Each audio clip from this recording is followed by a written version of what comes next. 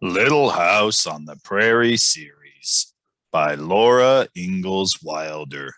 Book 7, Little Town on the Prairie. Chapter 4, The Happy Days. Pa said that the town was growing fast. New settlers were crowding in, hurrying to put up buildings to shelter them. One evening, Pa and Ma walked to town to help organize a church, and soon a foundation was laid for a church building. There were not carpenters enough to do all the building that was wanted, so Pa got carpenter work to do. Every morning he did the chores and walked to town, taking a lunch in a tin pail. He began working promptly at 7 o'clock, and by taking only a short nooning, he was through work at 6:30 and home again for a late supper. And every week he was earning $15. That was a happy time, for the garden was growing well, the corn and oats were thriving, the calf was weaned so that now there was skim milk for cottage cheese, and there was cream to make butter and buttermilk, and best of all, Pa was earning so much money. Often while Laura worked in the garden, she thought of Mary's going to college. It was nearly 2 years since they had heard that there was a college for the blind in Iowa. Every day they had thought of that, and every night they prayed that Mary might go. The sorest grief in Mary's blindness was that it hindered her studying. She liked so much to read and learn, and she had always wanted to be a school teacher. Now she could never teach school. Laura did not want to, but now she must. She had to be able to teach school as soon as she grew old enough to earn money for Mary's college education. Never mind, she thought while she hoed. I can see. She saw the hoe and the colors of the earth and all the leafy little lights and shadows of the pea vines. She had only to glance up, and she saw miles of blowing grasses, the far blue skyline, the birds flying, Ellen and the calves on the green slope, and the different blues of the sky, the snowy piles of huge summer clouds. She had so much, and Mary only saw darkness. She hoped, though she hardly dared to, that perhaps Mary might go to college that fall. Pa was making so much money. If Mary could only go now, Laura would study with all her might, and she would work so hard that surely she could teach school as soon as she was 16 years old, and then her earnings could keep Mary in college. They all needed dresses, and they all needed shoes, and Pa always had to buy flour and sugar and tea and salt meat. There was the lumber bill for the new half of the house, and the coal must be bought for winter, and there were taxes. But this year there was the garden, and the corn and oats. By year after year, almost all they ate could be raised from the land. If they had hens and a pig, they would even have meat. This was settled country now. Hardly any game was left, and they must buy meat or raise it. Perhaps next year Pa could buy hens and a pig. Some settlers were bringing them in. One evening, Pa came home beaming. Guess what, Caroline and girls? He sang out. I saw Boast in town today, and he sent word from Mrs. Boast. She's setting a hen for us. Oh, Charles, Ma said. As soon as the chicks are big enough to scratch for themselves, he's going to bring us the whole batch, said Pa. Oh, Charles, this is good news. It's just like Mrs. Boast to do it, too, Ma said thankfully. How is she, did he say? Said they're getting along fine. She's so busy she hasn't been able to get to town this spring, but she's certainly keeping you in mind. A whole setting of eggs, likely 12 or more young chicks, said Ma. There's not many that would do it. They don't forget how you took them in when they came out here, just married and got lost in a snowstorm, and we were the only settlers in 40 miles, Pa reminded her. Boast often speaks of it. Pshaw, said Ma. That was nothing, but a whole setting of eggs. It saves us a year in starting a flock. If they could raise the chicks, if hawks or weasels or foxes did not get them, some would be pullets that summer. Next year, the pullets would begin laying, then there would be eggs to set. Year after next, there would be cockerels to fry and more pullets to increase the flock. Then there would be eggs to eat, and when the hens grew too old to lay eggs, Ma would make them into chicken pie. And if next spring Pa can buy a young pig, said Mary, then in a couple of years we'll have fried ham and eggs, and lard and sausages and spare ribs and head cheese. And Grace can roast the pig's tail, Carrie chimed in. Why? Grace wanted to know. What is a pig's tail? Carrie could remember butchering time, but Grace had never held a pig's skin tail in front of the cook stove grate and watched it sizzling brown. She had never seen Ma take from the oven the dripping pan full of brown, crackling, juicy spare ribs. She had never seen the blue platter heaped with fragrant sausage cakes, nor spooned their red-brown gravy onto pancakes. She remembered only Dakota Territory, and the meat she knew was the salt, white, fat pork that Pa bought sometimes. But someday they would have all the good things to eat again, for better times were coming. With so much work to do now and everything to look forward to, the days were flying by. They were all so busy that they hardly missed Pa during the day. Then every night there was his coming home, when he brought news of the town, and they always had so much to tell him. All day they had been saving a most exciting thing to tell him. They could hardly expect him to believe it, for this was what had happened. While Ma was making the beds and Laura and Carrie were washing the breakfast dishes, they all heard the kitten cry out piteously. Kitty's eyes were open now, and she could scamper across the floor, chasing a scrap of paper that Grace drew on a string. "Grace, be careful," Mary exclaimed. "Don't hurt the kitty." "I'm not hurting the kitty," Grace answered earnestly. Before Mary could speak, the kitten squalled again. "Don't, Grace," Ma said from the bedroom. "Did you step on it?" "No, Ma," Grace answered. The kitten cried desperately, and Laura turned around from the dishpan. "Stop it, Grace. What are you doing to the kitty?" "I'm not doing anything to the kitty," Grace wailed. "I can't find it." The kitten was nowhere to be seen. Carrie looked under the stove and behind the wood box. Grace crawled under the tablecloth to see beneath the table. Ma looked under the whatnot's bottom shelf, and Laura hunted through both bedrooms. Then the kitten squalled again, and Ma found it behind the open door. There, between the door and the wall, the tiny kitten was holding fast to a mouse. The mouse was full grown and strong, nearly as big as the wobbling little kitten, and it was fighting. It squirmed and bit. The kitten cried when the mouse bit her, but she would not let go. She braced her little legs and kept her teeth set in a mouthful of the mouse's loose skin. Her baby legs were so weak that she almost fell over. The mouse bit her again and again. Ma quickly got the broom. "Pick up the kitten, Laura. I'll deal with the mouse." Laura was obeying, of course, but she couldn't help saying, "Oh, I hate to, Ma. She's hanging on. It's her fight." Right under Laura's grasping hand, the tiny kitten made one great effort. She leaped onto the mouse. She held it down under both her front legs and screamed again as its teeth bit into her. Then her own little teeth snapped hard onto the mouse's neck. The mouse squeaked shrilly and went limp. All by herself, the kitten had killed it, her first mouse. "I declare," Ma said, "who ever heard of a cat and mouse fight?" The baby kitten should have had its mother to lick its wounds and purr proudly over it. Ma carefully washed the bites and fed her warmed milk. Carrie and Grace stroked her wee nose and fuzzy soft head, and under Mary's warm hand she cuddled to sleep. Grace carried the dead mouse out by the tail and threw it far away. And all the rest of that day they often said, what a tale they had to tell Pa when he came home. They waited until he had washed and combed his hair and sat down to supper. Laura answered his questions about the chores, and she had watered the horses and Ellen and the calves and moved their picket pins. The nights were so pleasant now that she need not put them in the stable. They slept under the stars and woke and grazed whenever they liked. Then came the time to tell Pa what the kitten had done. He said he had never heard anything like it. He looked at the little blue and white kitty walking carefully across the floor with her thin tail standing straight up, and he said, "That kitten will be the best hunter in the country." The day was ending in perfect satisfaction. They were all together. All the work, except the supper dishes, was done until tomorrow. They were all enjoying good bread and butter, fried potatoes, cottage cheese, and lettuce leaves sprinkled with vinegar and sugar. Beyond the open door and window, the prairie was dusky, but the sky was still pale, with the first stars beginning to quiver in it. The wind went by, and in the house the air stirred, pleasantly warmed by the cook stove and scented with prairie freshness and food and tea and a cleanness of soap and a faint lingering smell of the new boards that made the new bedrooms.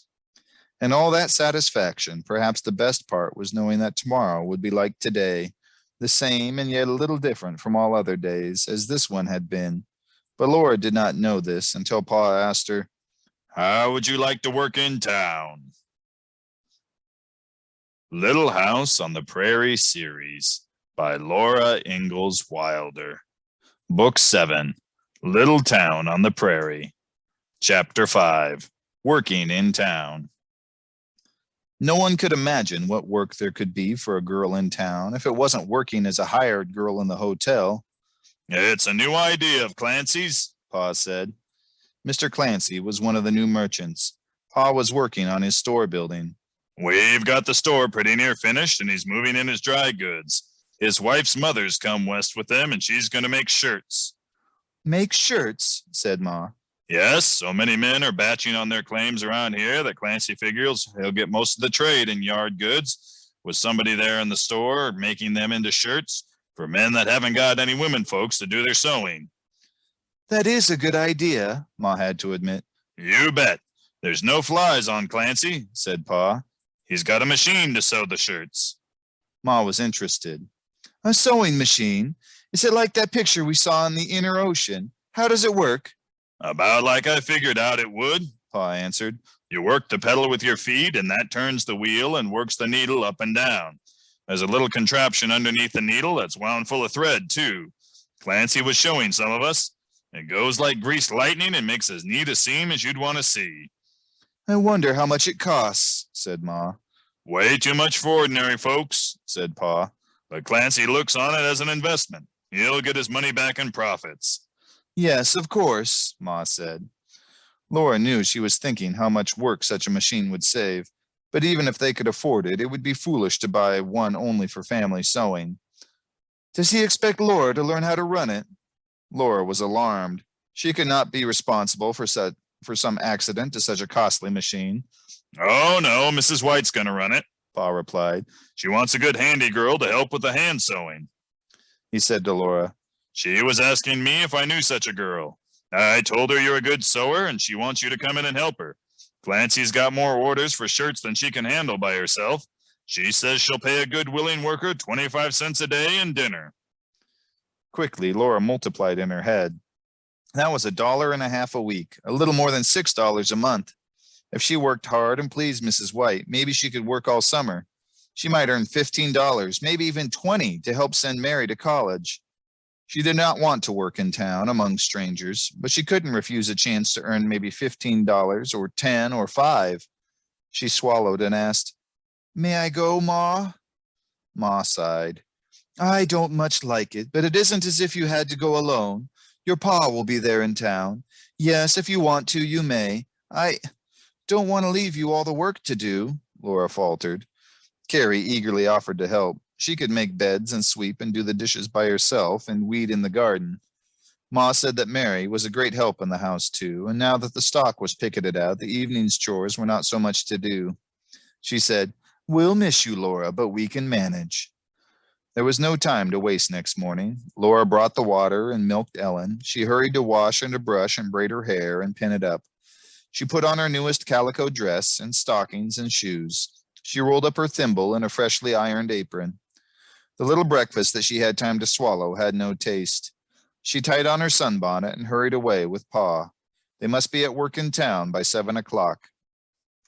Morning freshness was in the air. Meadowlarks were singing, and up from Big Slough rose the thunder pumps with long legs dangling and long necks outstretched, giving their short, booming cry. It was a beautiful, lively morning, but Pa and Laura were too hurried. They were running a race with the sun. Up rose the sun with no effort at all, while they kept walking as fast as they could, north on the Prairie Road toward the south end of Main Street. The town was so changed that it seemed like a new place. 2 whole blocks on the west side of Main Street were solidly filled with new yellow pine buildings. A new board sidewalk was in front of them. Pa and Laura did not have time to cross the street to it. They hurried Indian file along the narrow, dusty path on the other side of the street. On this side, the prairie still covered all the vacant lots right up to Pa's stable and his office building at the corner of Main and 2nd Streets. But beyond them, on the other side of 2nd Street, the studding of a new building stood on the corner lot. Beyond it, the path hurried past vacant lots again till it came to Clancy's new store. The inside of the store was all new and still smelled of pine shavings. It had, too, the faint, starchy smell of bolts of new cloth. Behind two long counters, all along both walls, ran long shelves, stacked to the ceiling with bolts of muslin and calicos and lawns, chalice and cashmeres and flannels and even silks. There were no groceries and no hardware, no shoes or tools. In the whole store, there was nothing but dry goods. Laura had never before seen a store where nothing was sold but dry goods. At her right hand was a short countertop of glass, and inside it were cards of all kinds of buttons and patterns of needles and pins. On the counter beside it, a rack was full of spools of thread of every color. Those colored threads were beautiful in the light from the windows.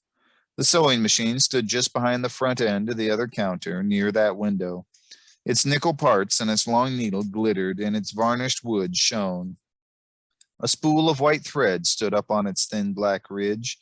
Laura would not have touched it for anything. Mr. Clancy was unrolling bolts of calico before two customers, men in very dirty shirts. A large fat woman with tight-combed black hair was pinning pattern pieces of newspaper to a length of checked calico spread on the counter near the sewing machine. Pa took off his hat and said good morning to her. He said, "Mrs. White, here's my girl Laura." Mrs. White took the pins out of her mouth and said, "I hope you're a fast, neat sewer. Can you baste bias facings and make good for buttonholes?" "Yes, ma'am," Laura said. "Well, you can hang your bonnet on that nail there, and I'll get you started," said Mrs. White. Pa gave Laura a helping smile, and then he was gone. Laura hoped that her terribly trembly feeling would wear off in time. She hung up her bonnet, tied on her apron, and put her finger into the thimble. Mrs. White handed her pieces of a shirt to baste together, and told her to take the chair in the window by the sewing machine. Quickly, Laura drew the straight-backed chair back a little way so that the sewing machine partly hid her from the street. She bent her head over her work and basted rapidly. Mrs. White did not say a word. Anxiously and nervously, she kept fitting the pattern pieces to the goods and cutting out shirt after shirt with long shears. As soon as Laura finished basting a shirt, Mrs. White took it from her and gave her another to bast. After a time, she sat down at the machine. She whirled its wheel with her hand, and then her feet, working fast on the pedal underneath, kept the wheel whirling. The racketing hum of the machine filled Laura's head like the buzzing of a gigantic bumblebee. The wheel was a blur, and the needle was a streak of light. Mrs. White's plump hands scrambled on the cloth, feeding it rapidly under the needle. Laura basted as fast as she could. She put the basted shirt on the shrinking pile at Mrs. White's left hand, seized pieces of the next one from the counter, and basted it. Mrs. White took basted shirts from the pile, sewed them on the machine, and piled them on her right hand. There was a pattern in the way the shirts went, from the counter to Laura to a pile, from the pile to Mrs. White, and through the machine to another pile. It was something like the circles that men in teams had made on the prairie, building the railroad. Only Laura's hands moved, driving the needle as fast as they could along the seams. Her shoulders began to ache and the back of her neck.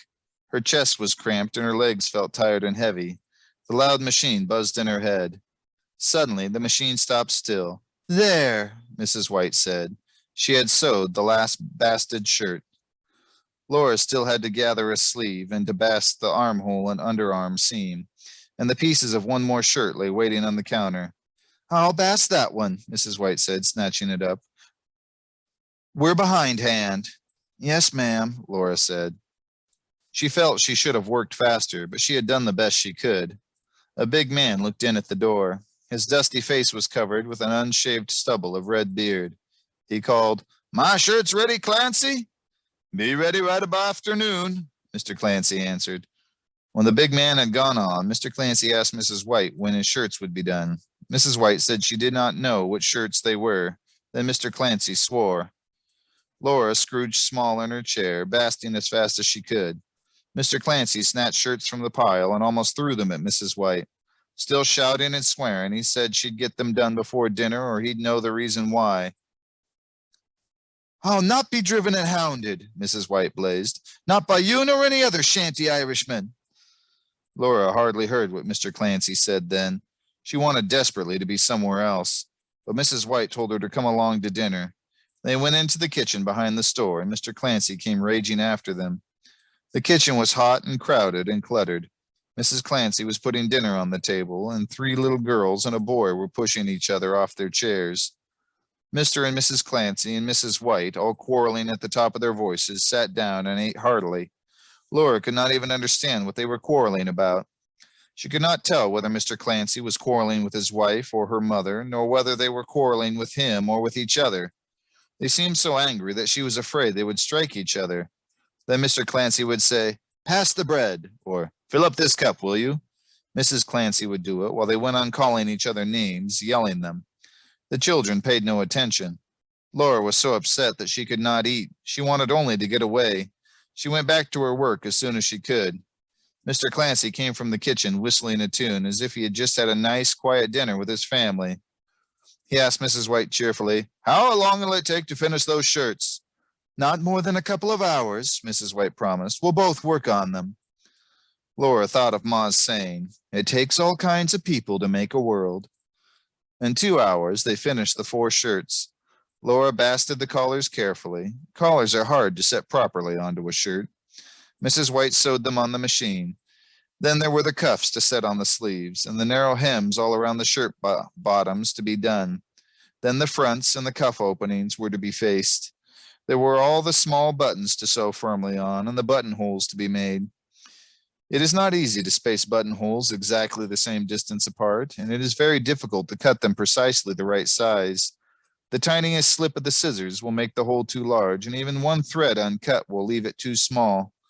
When she had cut the buttonholes, Laura whipped the cut edges swiftly and swiftly covered them with the small, knotted stitches, all precisely the same length and closely set together. She so hated making buttonholes that she had learned to do them quickly and get it over with. Mrs. White noticed her work and said, "You can beat me making buttonholes." After those 4 shirts were done, there were only 3 more hours of work that day. Laura went on finishing shirts while Mrs. White cut out more. Laura had never sat still so long. Her shoulders ached, her neck ached, her fingers were roughened by needle pricks, and her eyes were hot and blurry. Twice she had to take out bastings and do them over. She was glad to stand up and fold her work when Pa came in. They walked briskly home together. The whole day had gone, and now the sun was setting. "How did you like your first day of working for pay, Half Pint?" Pa asked her. "You make out all right?" "I think so," she answered. "Mrs. White spoke well of my buttonholes."